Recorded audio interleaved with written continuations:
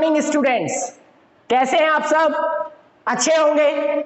आज हम जिस टॉपिक के बारे में बात करने वाले हैं उस टॉपिक का नाम है इलास्टिसिटी ऑफ डिमांड। ठीक है, टॉपिक का नाम क्या है बेटे? Elasticity of demand. तो मोस्टली ये जो चैप्टर है बेटे, ये पूरा चैप्टर न्यूमेरिकल बेस्ड है। ठीक है, कैसा बेस्ड है बेटा? ये न्यूमेरिकल बेस्ड चैप्टर है। सारे न्यूमेरिकल्स इसमें हम लोग बात करेंगे कि न्यूमेरिकल्स किस तरीके से इलास्टिसिटी ऑफ डिमांड के सॉल्व करेंगे। 4 नंबर का न्यूमेरिकल एग्जाम में जरूर आएगा, तो इसलिए थोड़ा सा ध्यान से समझ लेना। ओके, तो स्टार्ट करते हैं बेटे आज का हमारा चैप्टर इलास्टिसिटी ऑफ डिमांड। चलिए, तो देखो इलास्टिसिटी ऑफ डिमांड का मतलब क्या होता है, पहले तो ये समझो। तो it is the degree of change in demand because of change in own price of the commodity। अच्छा, यहां पर प्राइस से देख रहे हैं इसलिए इसका नाम प्राइस इलास्टिसिटी होगा। तो मैं क्या बता रहा था? It is the degree of change in demand because of change in own price of the commodity. Own price of the commodity. बेटे याद रखना कि प्राइस में चेंज होने के कारण क्वांटिटी कितना चेंज आता है उसी को हम क्या कहते हैं? प्राइस इलास्टिसिटी ऑफ डिमांड कहते हैं। मैं क्या कह रहा हूं दोबारा समझो। प्राइस में चेंज होने के कारण डिमांड में जितना चेंज आता है उसे ही हम प्राइस इलास्टिसिटी ऑफ डिमांड कहते हैं। फॉर एग्जांपल, मान लो पहले किसी चीज का प्राइस था 10 रुपए और उसकी क्वांटिटी खरीदी जा रही थी 25। बाद में प्राइस बढ़ के हो गया उस चीज का मान लो 25, तो उसकी क्वांटिटी खरीदी जा रही थी 10। लॉ ऑफ डिमांड मैंने आप सभी को बताया हुआ है कि प्राइस बढ़ने पे क्वांटिटी डिमांड कम हो जाती है। समझना ध्यान से कि प्राइस ज्यादा होने पर क्वांटिटी डिमांड हमेशा कम हो जाती है। तो वही मैंने यहाँ किया है कि मान लो पहले प्राइस 10 था, क्वांटिटी 25 थी। मान लो ये मार्कर है बेटा, ये मार्कर पहले 10 रुपए का आ रहा था तो मैं 25 मार्कर खरीद रहा था। फिर जो मार्कर है वो 25 का आने लगा तो मैंने उसकी क्वांटिटी घटा दी। तो elasticity of demand, price elasticity of demand हमें क्या बताएगी? कितना चेंज आया। तो देखो is equals to Q2 minus Q1 upon P2 minus P1 into P1 upon Q1। ये इलास्टिसिटी ऑफ डिमांड का फॉर्मूला होता है बेटे।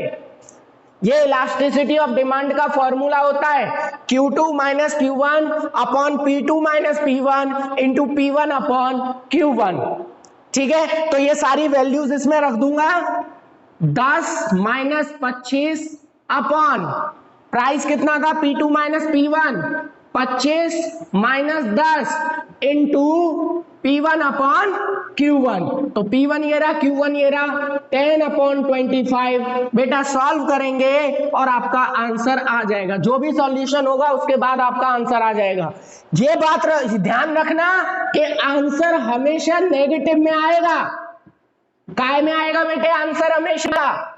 अब ये नेगेटिव में क्यों आएगा? क्योंकि प्राइस में और क्वांटिटी में नेगेटिव रिलेशन होता है, इसलिए इलास्टिसिटी ऑफ डिमांड का जो आंसर है बेटे वो नेगेटिव में ही आएगा। अभी कुछ एग्जांपल्स के साथ में बात करूंगा।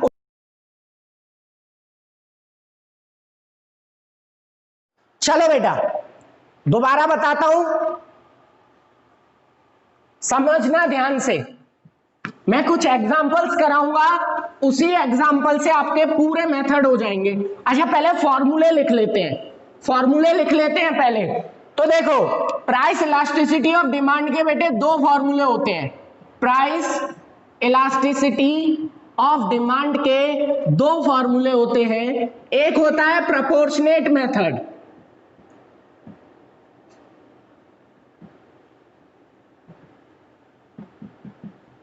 और बेटे दूसरा होता है परसेंटेज मेथड। बेटे दोनों में कोई अंतर नहीं है, दोनों एक दूसरे के क्या होते हैं? एक दूसरे के सब्स्टिट्यूट होते हैं। जो फॉर्मूला इसमें बस उसको थोड़ा सा चेंज करके ये बन जाता है। कैसे? देखो प्रोपोर्शनेट मेथड मैंने अभी आपको कराया कि Q2 minus Q1 upon P2 minus P1 into P1 upon Q1। ये बेटा हमारा प्रोपोर्शनेट मेथड है जो मैंने अभी कराया था आपको। इसमें क्या है, पहले कितना प्राइस था, पहले कितनी क्वांटिटी थी, बाद में कितना प्राइस हो गया और बाद में कितनी क्वांटिटी हो गई, चार चीजों को देखते हैं। लेकिन अगर आपको क्वेश्चन में परसेंटेज दे रखी है, इसके भी कुछ एग्जांपल्स कराऊंगा, इसके भी कुछ एग्जांपल्स कराऊंगा बेटे, 3 क्वेश्चन इसके कराऊंगा और 3 क्वेश्चन इसके कराऊंगा और उठोगे, ठीक है ना। प्रैक्टिस क्वेश्चंस मैं पीडीएफ भेज दूंगा, मुझे व्हाट्सएप कर देना एक बार, प्रैक्टिस क्वेश्चंस की पीडीएफ भी सेंड कर दूंगा मैं आप लोगों को। तो पहले मैं समझा रहा हूं प्रोपोर्शनेट मेथड के 3 तरीके, वो 3 क्वेश्चन, और ऐसे ही परसेंटेज मेथड के भी 3 क्वेश्चन, ठीक है। तो परसेंटेज मेथड बेटा, इसका सिंपल सा फॉर्मूला होता है percentage change in quantity demand upon percentage change in price. क्या फॉर्मूला होता है, percent upon percentage change in price. ये चेंज इन होता है बेटे, चेंज इन साइन होता है, आप चाहो तो लिख भी सकते हो इसको कि percentage change in quantity demand upon percentage change in price. अच्छा, अगर आपको percentage change in quantity demand नहीं दे रखी है तो निकाल लेते हैं Q2 minus Q1 upon Q1 into 100। Q2 minus Q1 upon Q1 into 100। और अगर परसेंटेज चेंज इन प्राइस नहीं दे रखी है तो P2 minus P1 upon P1 into 100। फटाफट ये कहीं पे लिख लो दोनों फॉर्मूले बेटे, फटाफट लिख लो, फटाफट। प्राइस इलास्टिसिटी ऑफ डिमांड निकालनी है अगर हमारा ये क्वेश्चन है। क्या बोला गया है क्वेश्चन में, suppose a consumer buy 20 units of a good at a price of ₹50। जब किसी चीज के प्राइस 50 थे तो कंज्यूमर 20 यूनिट खरीद रहा है उसकी, उसके बाद price rises by 80 because of which consumer demand fall to 5 unit. बेटे आप लोग देख रहे होंगे मैंने यहां बाई को और 2 को हाईलाइट किया है, तो इसका रीजन है बेटे, देखो सबसे पहला स्टेप आपको करना है, P1 क्या होगा, तो आप सबको पता है बेटे यहां P1 क्या होगा, P1 हो जाएगा 50 और Q1 क्या हो जाएगा 20। बेटा P1 Q1 का क्या मतलब है, पहले कितना प्राइस था और उस पर कितनी क्वांटिटी खरीदी जा रही थी। तो पहले प्राइस था 50 और उस पर क्वांटिटी खरीद रहे थे 20, तो P1 हो गया 50, Q1 हो गया 20। बाद में क्या हुआ, बाद में P2 बेटा P1 letter price rises by 80। अब बहुत से बच्चे ये समझेंगे कि P2 80 हो गया, नहीं बेटा, क्या कह रहा है वो कह रहा है राइजेस बाय 80, राइजेस बाय 80। मैंने इसलिए यहां पर बाई को हाईलाइट किया है, बाई का मतलब होता है पहले 50 था अब 80 और बढ़ गया, बाई का मतलब होता है और बढ़ जाना या और घट जाना, इतने से बढ़ जाना या इतने से घट जाना। और तो बेटा 80 और बढ़ गया 30 हो गया बेटे। तो कहने पहली लाइन समझ में आई, suppose a consumer buy 20 units of a good at a price of ₹50। तो P1 हो गया, Q1 हो गया, लेटर प्राइस राइजेस बाय 80। तो ये मत कर देना कि P2 80 हो गया, गलत हो जाएगा बेटे। बाई का मतलब होता है इतना और बढ़ गया, तो 50 तो था 80 और बढ़ गया तो 130 हो गया। लेकिन दूसरा जो है वो कह रहा है कि because of which demand fall to 5।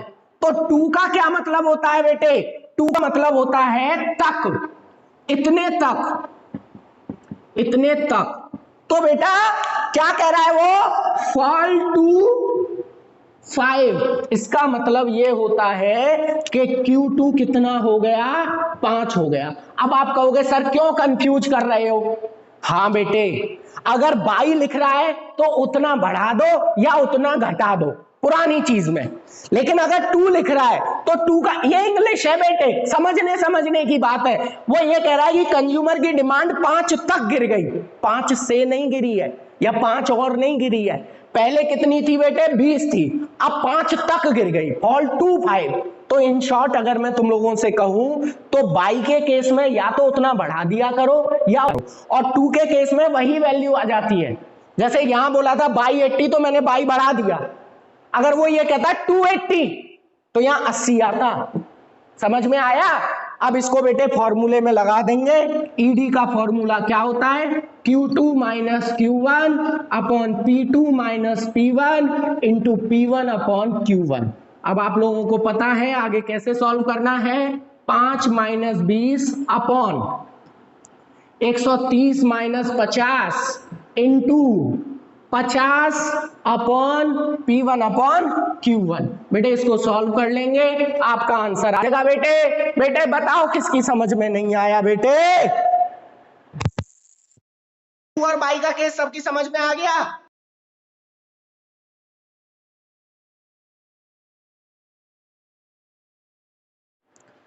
चलिए बेटे बात करेंगे क्वेश्चन नंबर 2 की।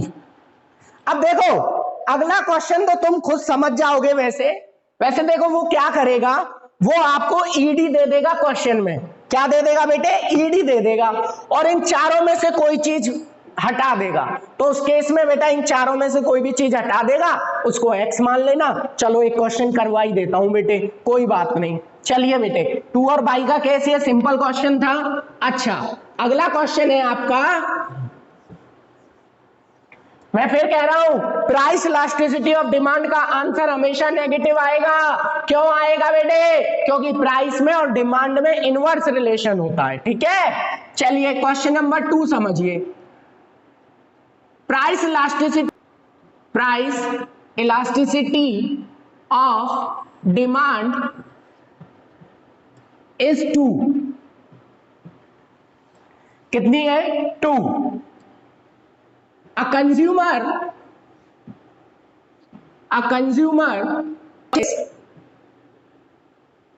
purchase certain unit at a price of rupees 10. Later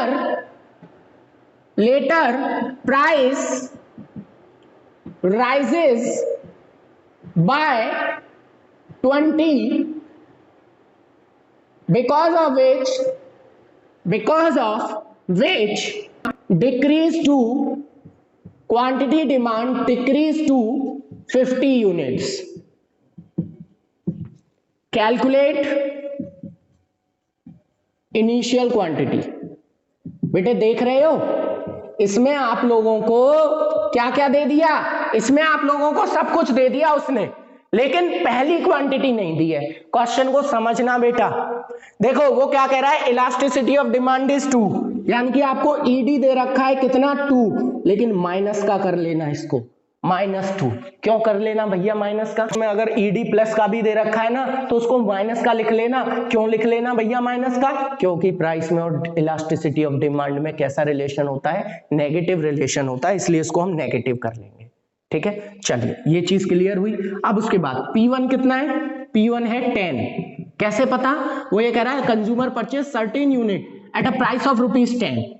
अब सर्टेन यूनिट का मतलब क्या हुआ? हमें Q1 नहीं पता, तो Q1 को X मान लो। उसके बाद वो क्या कह रहा है, लेटर प्राइस राइजेस बाय 20। बेटा फिर से बाई आ गया तो बाई के केस में ऐड कर देते हैं, यानी कि नया प्राइस हो गया 30, और क्वांटिटी डिक्रीज कितनी हो गई है बेटे? 50। एक्स की वैल्यू निकालनी है, नहीं निकाल पाओगे? निकाल दोगे बेटे, इतने तो इंटेलिजेंट तुम हो। फॉर्मूला क्या था? Q2 minus Q1 upon P2 minus P1 into P1 upon Q1। X मान लिया हमने Q1 को, एक्स की वैल्यू निकाल देंगे, आंसर आ जाएगा। ठीक है बेटे, तो ये हुआ हमारा दूसरे तरीके का क्वेश्चन। बेटे बताओ समझ में आया कि नहीं आया बेटे सबको? टाइम बेटा ईडी हमेशा नेगेटिव रहेगा, सुनना योग्य ना है। चलिए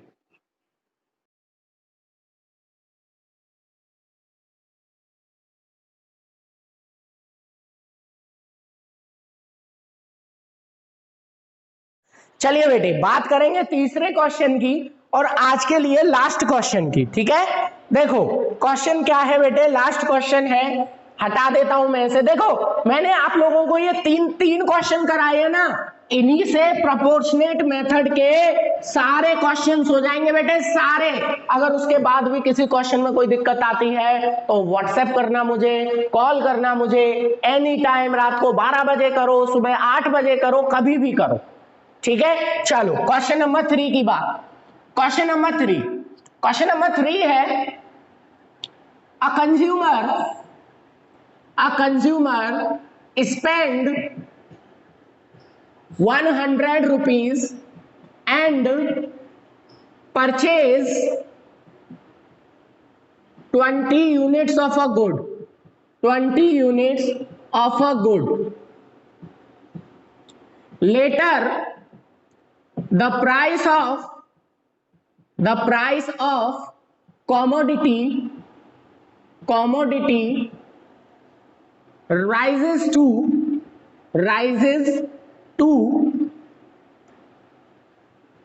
10 rupees. The consumer spend